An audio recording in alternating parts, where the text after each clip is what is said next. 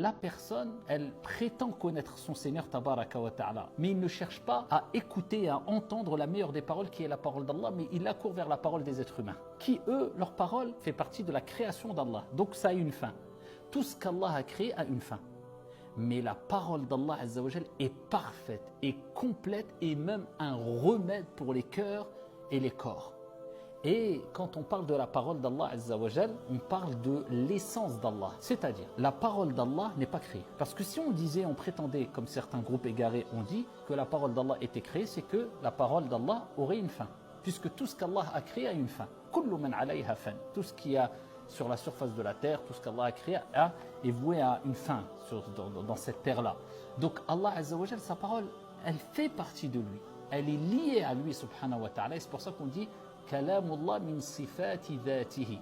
D'accord? La parole d'Allah fait partie des attributs de son essence, c'est-à-dire de lui, Allah Azza wa Jal. La parole d'Allah est liée à Allah subhanahu wa ta'ala. Donc elle est éternelle.